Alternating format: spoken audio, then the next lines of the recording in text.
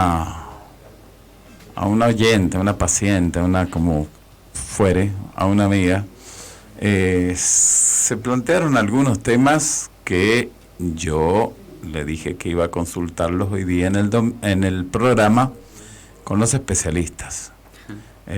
Así que está Ezequiel acá conmigo y nos va a comentar. Yo ya le conté del tema del cómo buscar el niño interior, qué es lo que le pasa a ella con esa foto, cómo se hace, de qué modo se perdona uno para poder perdonar a los demás. Esas eran las dos dudas básicas. Así que te escucho, ese bienvenido. Bueno, ¿cómo estás? Y un gusto estar aquí otra vez. Bueno, genial. Un placer. Me encanta ese tema y me encanta la disposición de la persona esta que le interesa, ¿no? Sí, no, muy bien, muy interesada, muy... Bueno, arranquemos con el niño interior. Es un concepto que se usa en terapia, ¿no? Para ir a las emociones o a las heridas del pasado. Bien. Y rescatar o sacar las mejores reflexiones. Las mejores reflexiones de aquella época. Que, bueno, a veces tenemos bloqueos emocionales, no recordamos nuestra infancia, no nos recordamos bien, no hay una figura o no podemos recordar la cara de nuestros padres o qué es lo que hacían. Bien, todos esos bloqueos emocionales tienen o quieren decir que hubo algún evento, un shock, vamos a decirlo así, donde la mente ha bloqueado la emoción, porque recordar eso causa dolor. ¿Sí? Entonces, el mecanismo obvio de la mente es evadir. Bien, es por eso que no recuerdo ahora qué pasa. Yo evado ese tipo de emociones tanto cuando era niño como en el presente, ahora mismo. Entonces, lo que sea que me lleve a esa emoción, yo voy a evitarlo, voy a ponerme mal, voy a tratar de, como sea, evitar recordar esa emoción. Obviamente es la tristeza, es la carencia, es el abandono, el rechazo. ¿Sí? Y todo eso, bueno, genera un ego, una personalidad a futuro. Bien. Entonces puedo ser muy orgulloso, o puedo dejar antes de que me dejen, ¿sí? O no puedo concretar cosas. Así que ir al niño interior es comprender esas emociones. Primero hay que ir a rescatarlas porque están ahí, hay que reconocer que uno está triste, o que uno se siente abandonado. Bien. Y ahí hay que soltar un poco al adulto y por supuesto ir al niño. Y gracias a ese mecanismo uno puede ir ya amasando esas emociones, relacionándose con esas emociones y con esos eventos que ocurrieron. No es para sacudir de nuevo el pasado y volver a sufrir lo que se sufrió, al contrario, es para madurar emocionalmente. Con ese proceso podemos llegar al perdón. El perdón es palabras mayores, o sea, sería ideal. Nosotros tratamos de que en terapia la persona alcance ese nivel de conciencia, porque es un estado de conciencia donde la persona muestra ya una madurez y un empoderamiento, no se siente inferior, pero tampoco quiere lastimar ni aplastar a nadie, o sea, no está resentido.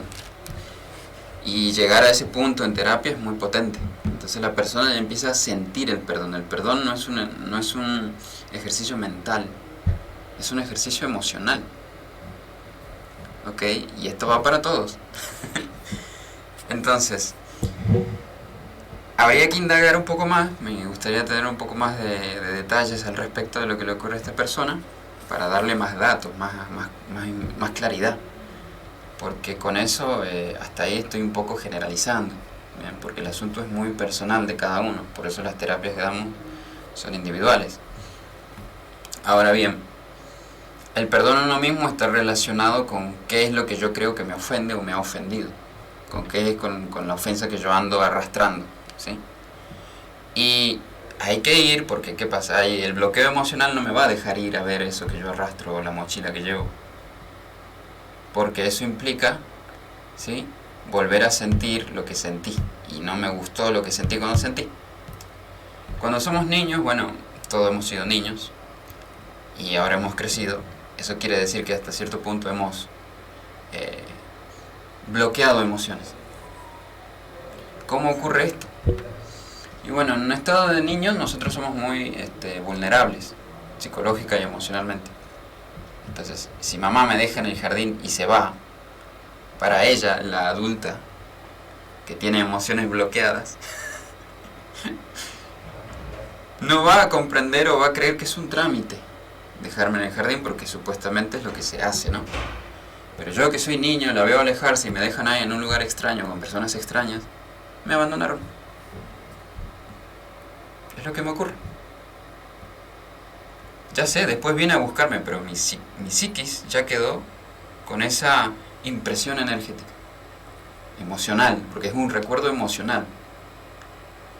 Sí, entonces vos le preguntas a alguien que ha sentido eso y no recuerda el día, no recuerda quizás la ropa, pero sí recuerda que es lo primero que te dice: sí, mi mamá me abandonó en el jardín, o me dejó, lo dice como literalmente, me dejó. Y hay que sentir esa energía del otro, y ahí uno empieza a comprender hasta dónde llega el trauma, vamos a llamarlo. ¿Y qué pasa? Claro, uno va creciendo y entonces uno trata de que no se le vayan las cosas, por ejemplo, simbólicamente.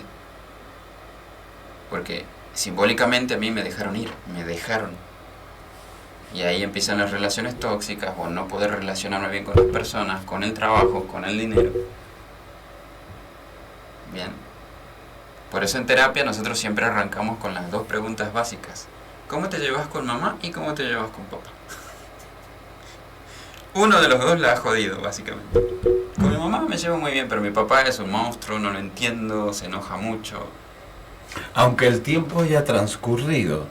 O sea, vos te juntás con esta persona de la cual te estoy hablando, sí, y le preguntás cómo te llevaste con tu mamá y cómo te llevaste con tu papá. Sí. No es usual encontrar a personas emocionalmente maduras. Vamos a decirlo así: nosotros hemos hecho la primaria, la secundaria, el jardín, prejardín, primaria, secundaria y quizás la universidad. Eso en términos de conocimiento, ¿no? Pero en términos de emoción, ni siquiera hemos hecho el prejardín. Así estamos vamos a decir, estoy tratando de dar una alegoría para hacer una comparación, vamos también a decirle así. Entonces no tenemos ni el prejardín hecho en el concepto de emociones. No sé lo que siento y no sé por qué siento lo que siento. Entonces, hay un concepto muy fuerte en terapia, que es que los adultos son niños con cuerpos de adulto, en el sentido emocional. Entonces, el berrinche emocional del niño se canaliza a través de este cuerpo adulto, sofisticado. ¿Sí? Entonces ya no me berrincheo por un juguete que no tengo, que no me dieron. ¿Sí? Ahora me enojo o me frustro por una relación que no puedo concretar, no puedo llevar a buen término. Pero la emocionalidad es la misma que del niño, no hay tiempo ahí. Es decir, uno usa el concepto del pasado, pero emocionalmente esa emocionalidad está ocurriendo en el presente, aunque haya ocurrido hace 30 años atrás.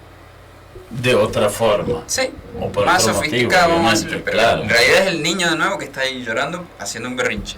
Bueno, y cuando ella me plantea que ella tiene una foto de Sí. 9 meses y que cada vez que ella ve esa foto se emociona de una manera Eso es excelente. mesurada, y le digo, ¿y no será ese tu niño interior? Porque tiene mucho concepto para hablar la fotografía. Sí, en realidad esa fotografía, que de hecho es recomendable que todos miremos de vez en cuando una fotografía nuestra de niños, nos conecta directamente con esa emoción, atraviesa la mente y va directamente a la parte emocional nuestra.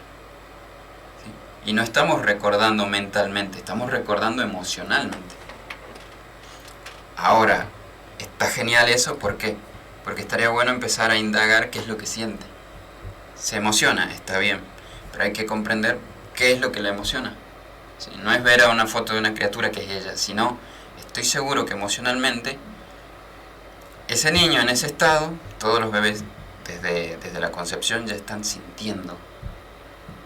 Esto es un concepto que hay que tenerlo, de ser posible abrazarlo, porque es real. No cuando el cerebro se forma, no, el cuerpo y de alguna manera una energía ya está sintiendo. ¿Sí? Entonces, siendo tan pequeña en esa foto, lo más probable es que se conecte con la emoción no que sentía solo ella, sino que sentía el grupo familiar y en especial su mamá. Sí, porque la primera relación fuerte que tenemos todos cuando nacemos es mamá. Primero está mamá, después está papá. En ese sentido va, ¿no?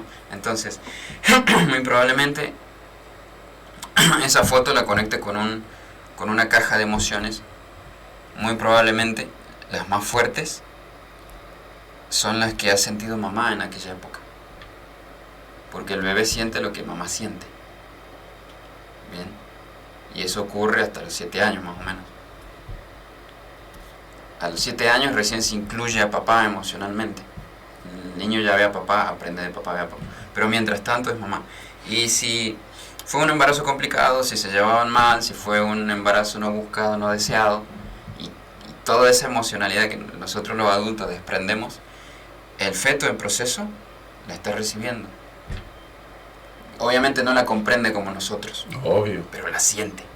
El asunto es que cuando nace no tiene recuerdo mental, pero sí tiene recuerdo emocional. Entonces si por ejemplo a mamá la abandonaron mientras estaba embarazada, también fue abandonado el bebé. Bien. Exacto. Entonces, supongamos que ocurre eso, a mamá la abandonan en los meses de embarazo. Luego nace la criatura y recién vuelve papá. Aunque haya vuelto papá, tanto para la psiquis de ese bebé, tanto el bebé como mamá fueron abandonados, aunque crezca y se haga grande y tengan una relación joya con papá. Papá sea presente, no. Entonces, esa carencia emocional es ese niño o niña. Y hoy de grande tengo que reflexionar con cómo me relaciono con el abandono. Sí. Porque siempre andamos con eso. Entonces, en las relaciones de pareja es donde más se nota. ¿Por qué? Porque toda esa carencia emocional que tengo la apoyo en mi pareja. No lo hago conscientemente, pero inconscientemente sí. Entonces, si fui una mujer abandonada, o sea, abandonaron a mi mamá, eso quiere decir que también me abandonaron a mí. Cuando yo busque una pareja, el requisito va a ser que no me abandone. ¿Sí? Siempre voy a andar, es decir, puede terminar en una persona muy celosa, muy vigilante. El poner límites, bien, o el decir, o el aprender a decir no, ¿cómo se relaciona con esa mamá que a esa hija, yo le llamo el síndrome de la Cenicienta? Ajá. La tuvo cautiva, no salís, no te pintás, no te pones minifalda, no salís acá, no salís allá, no. Y esa mamá hoy día está postrada, no se puede mover. Pero la hija que está para cuidarle es ella. Bien. Okay. Sin embargo, hasta el día de hoy, esa mamá le sigue imponiendo cosas. Claro. Entonces le digo, poné límites, pero límites que sepa y ella los entienda que los estás poniendo los límites. No le pongas límite, es lo que yo... Claro. Porque no le pongas un límite, no puedo venir porque el reloj no me anda. No vengo porque me tratás de tal o cual manera. O aprender a decir no. Bueno. ¿Qué hay de correcto y qué hay de incorrecto? Primero, que es una imposición mía, porque yo no estoy en el lugar de esa persona. Esto cualquiera que se preside ser terapeuta lo comprende así, lo aborda así. Jamás seríamos tan directos como lo acabas de decir vos, porque el otro, en su estado, no ve lo que nosotros vemos, aunque tenga ojos, ¿bien? Porque está en ese lugar, está en ese círculo, digamos, en esa burbuja, no lo puede ver. Entonces lo que hacemos en terapia es mostrarle desde afuera de la burbuja otras formas, ¿sí? Otras posibilidades, y también llevar a la persona a hacer actividades que concreten esas propuestas que uno ve desde afuera de la pecera. Desde dentro de la pecera uno ve imágenes que nosotros le mostramos en conceptos, en técnicas, y la persona tiene que ir acercándose a eso, pero es un proceso. Eso que hacemos es muy obvio, porque es una imposición que nosotros decimos, porque la vemos fácil, vamos a decirlo así, pero para el otro no lo es, porque el otro está enganchado psicológica y emocionalmente a esa situación. Entonces, gracias a eso que me describiste ya puedo ver la escena y hay algo que se llama proyecto sentido. Bien. El proyecto sentido es inconscientemente, papá y mamá, ¿qué proyectan sobre ese hijo que van a ser? Obviamente sus carencias. Bien. Supongamos que papá no fue querido por mamá, entonces muy probablemente quiera tener una hija, para que cuando él sea viejo la hija lo cuide. Carencia emocional. ¿Ok? Y mamá, supongamos que mamá fue castigada o no tuvo libertad, ¿sí? Va a tratar de vivir esa libertad a través de ese hijo o hija que van a ser. Eso se llama proyecto sentido. Es como ya darle un rol al hijo que van a ser. Nos ha pasado a todos. Entonces lo que hay que comprender en esta situación que me acabas de describir es que muy probablemente esa madre proyectó todas sus carencias y sus miedos a esa niña, ¿sí? No quería que sea libre, porque si era libre se iba a ir, es decir, la iba a abandonar simbólicamente. Entonces ella se iba a sentir vulnerable otra vez, como se sintió cuando era niña, esa mamá, ¿sí? Entonces vulnerable otra vez después de tanto tiempo, es lo que dice la mente. Entonces viene el sufrimiento, y para evadir el sufrimiento uno hace barbaridades, literalmente, ¿sí? Entonces, muy probablemente esa madre hizo todo ese esfuerzo para contener esa carencia emocional proyectada en su hija, para que esa hija le brinde a ella lo que su mamá no le brindó a ella. ¿Se entiende? Y mirar cómo termina esa relación familiar. Bien, una hija castrada, ¿sí? que no pudo ejercer su libertad consciente, y no estoy seguro que hay asuntos de vida que no se quemaron, como se dice. Por ejemplo, alguien que no tuvo infancia no quemó la infancia, vamos a decir así, una etapa. Debe haber mucho resentimiento por parte de esa hija, porque hay etapas que no las vivió. Bien. Sin duda. Sin duda alguna. Entonces es delicado por el asunto de la madre, que es una señora mayor, pero sí se puede hacer algo con ella, que es la hija. Y ella hay que llevar y hacerle esa maniobra, porque hay que ir de nuevo por el tour emocional de la infancia a la adolescencia, porque la acompañó en todas las etapas, incluso ahora mismo, ese estado emocional. Y por eso digo que el perdón es palabras mayores en terapia emocional, porque eso quiere decir que comprendí a mamá, comprendí a papá, me comprendo a mí, y ya comprendo dónde puedo ubicarme yo de una forma diferente, porque en ese lugar de Cenicienta no puedo estar más. Porque yo hablaba del síndrome de Cenicienta, porque son creo que 5 hermanas mujeres y un hombre. Okay. Pero de las 5 hermanas mujeres, esta fue... ¿Es la menor, la mayor? ¿Quién es? La quinta, de los 6 hermanos, la quinta, o sea, la penúltima. Entonces, las otras hermanas encima van sobre ella para decirle, mira, ¿cómo vos la vas a dejar solo la mamá? ¿Cómo vos? Y ella no. Claro, obvio. Es el síndrome de Cenicienta. ¿Cómo ocurre eso? Imagínate. Porque las demás iban al baile. Tienes razón. Y la Cenicienta se quedaba limpiando la casa. Entonces le puse, el síndrome de Cenicienta. Genio. Son un genio. Bueno, imagínate que en un sistema familiar, un sistema no admite vacíos. Es decir, si alguien se va, por ejemplo, si papá se va, alguien va a ocupar su rol. Entonces, si nace un hijo varón, literalmente va a ocupar su rol. No quiere decir que sepa cómo hacerlo, pero sí se le van a dar ciertas responsabilidades como autoridad. ¿Ok?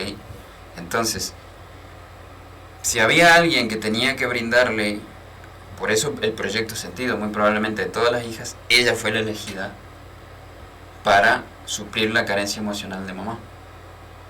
Y por eso se la trató como se la trató, porque justamente tiene que ser así, tiene que ser una especie de sirviente emocional, y tiene que cumplir ciertos requisitos que se le van a exigir. Igual que al varón, que si papá se fue, le van a exigir requisitos. Y bueno, pero en ese exigir de requisitos... No, es inconsciente, no lo saben, no saben que lo están haciendo.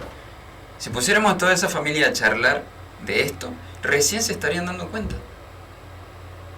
Claro, porque yo dije, en ese exigir de requisitos, ¿por qué no poner límites? ¿O por qué decir no? No. Bien. Culpa. El niño es inocente.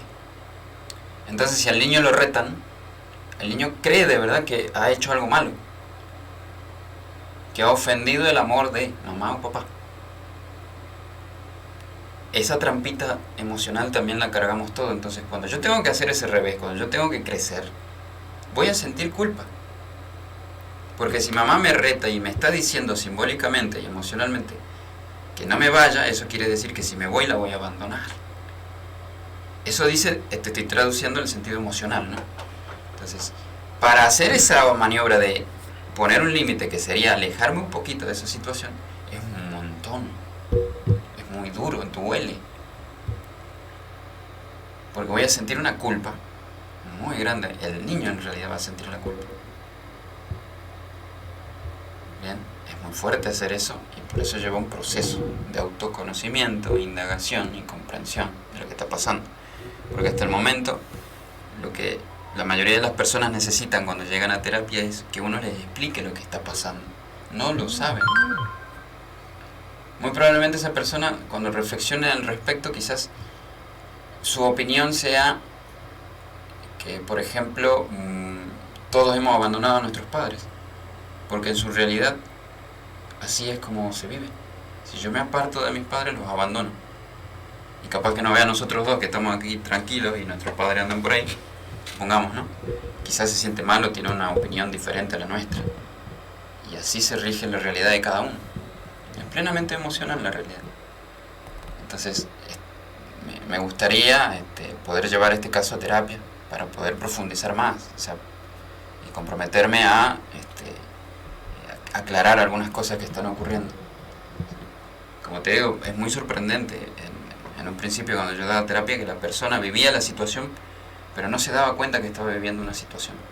Cuando yo se lo contaba recién abría los ojos y decía, yo nunca lo vi así, pero era tan obvio como lo ves vos. Le decís, ¿por qué no pones un límite? Sí, hasta cierto punto tenés razón, pero llegar a ese punto hay que hacer un recorrido emocional muy arduo. Y hay que llevar eso con tranquilidad, con paciencia y conteniendo a la persona. Porque una persona carente de emocional no puede sacar fuego de donde no hay. Entonces lo primero que hacemos en terapia es tirarle leñita, vamos a decirlo así, al fueguito de la voluntad de esa persona, para que tenga voluntad. Y nosotros brindarle también contención, porque también el niño necesita mucha contención. Entonces en terapia también somos padres, amigos y hermanos y todo lo que haga falta para que esa persona tome fuerza, porque no es fácil, la verdad, honestamente no es fácil. Y ahora, hablando de límites, quisiera dar una reflexión al respecto. Uno dice poner límites al otro. En realidad es ponerme un límite a mí. ¿Qué tal? Voy a poner un límite al otro. El otro va a hacer lo que quiera y va a seguir siendo como es. El asunto es cómo yo me relaciono ahí. Ahí es donde yo me pongo un límite. Hasta aquí aguanto esta relación. Claro. O tanto periodo voy a aguantar esta relación, estos roces emocionales. ¿Sí? Si tengo, qué sé yo, el fin de semana, el asado tóxico de todos los fines de semana, quizás poner un límite sería, bueno, son 4 fines de semana al mes, voy a ir 2. Porque me aguanto 2, no me aguanto los 4, ya no me aguanto esos 4 nunca más. ¿Viste? Entonces me pongo un límite yo, de tolerancia. Porque si le pongo el límite al otro, le estoy dando la responsabilidad al otro para que el otro se arregle y me arregle el asunto. No funciona así. Primero me tengo que arreglar yo. Y el otro dejarlo en su libertad, porque el otro es libre de hacer lo que se le cante. Y si es un tóxico, que sea un tóxico. Yo no lo puedo cambiar. No hace falta tampoco. Hay una frase muy sabia de Buda que dice, ocúpate de tu yo y deja a los demás en paz. Y tiene razón. Entonces, el que está en conflicto con esa, vamos a decir, con ese asado tóxico de los fines de semana soy yo. Eso es tomar la responsabilidad y eso es empoderarse. Siempre vamos a llevar a la persona a empoderarse en terapia. Porque siempre anda con esa herida, diciendo me duele y que el otro me lo cure. Y cuando nosotros le decimos, mira, tenés manos y tenés un corazón, cúrate vos. Sí podés. Y ahí empieza la sanación. Por eso le llamamos sanación. Todos andamos heridos. Entonces siempre brindamos consuelo. Entonces para esta persona que sepa que esto se puede sanar, se puede profundizar más y ese dolor puede transformarse. Sí se puede, y nosotros somos testigos de muchos casos que ha ocurrido y han dado ese revés. Y ahora pueden dar, como vos decís, ese límite sanamente, no con resentir, no con bronca, no con ira, no con ganas de hacerle sentir al otro lo que estoy sintiendo yo. No. Sino que se autosanan y pueden brindar algo muy bonito que se llama amor. Sin duda. ¿Sí? Amorosamente comprendo a esa persona, que es una persona, llámese mamá o papá, y ahora entiendo su sufrimiento porque entiendo el mío. Y ahí puedo perdonar. Porque comprendo, ahora no hay una comprensión profunda del asunto, entonces no puedo alcanzar el perdón todavía. Cada vez que quiero avanzar al perdón encuentro resentir, pasado, me frustro, me enojo, lloro. ¿Sí? Bien. Así que es un caminito muy hermoso de transitar en esta vida y va para todos. Así que, adelante. A usted también, Tony. También va para usted. Y le vamos a poner también el síndrome de la Cenicienta. ¿Te ha gustado el síndrome de la Cenicienta? Me encanta, lo voy a anotar para... Bueno, como siempre, que esté ese y Aumi, que por distintos motivos no podía venir, que esté ese acá con nosotros, es un placer, nos enseña, aprendemos muchos de ellos y bueno, nos abren la cabeza, que es lo importante, el open minds. Qué lindo que el público deje su consulta, digamos. Sí, está bueno porque nos da a nosotros tela para cortar. Exacto. Yo funciono así, a mí me hacen si no hay una pregunta, a mí me cuesta desarrollar. Exacto. Así que hagan sus preguntas, manden sus consultas para el próximo programa si quieren. Sí, seguro bueno. Que sí, seguro que sí. Bueno, mi querido San Juan, llegó el momento de partir y mi saludo de siempre. Amo y quiero y abrazo a quienes quiero y a quienes no quiero también. Pero también deseo que quienes me quieren y quienes no me quieren me abracen, porque yo me perdoné y los perdoné a ellos. Los quiero mucho. San Juan, el domingo nos vemos en Bar de Troya por la 101.7. Arriba San Juan. Gracias. No se muevan de ahí, ya llega Boca River, la previa y el partido. Hey.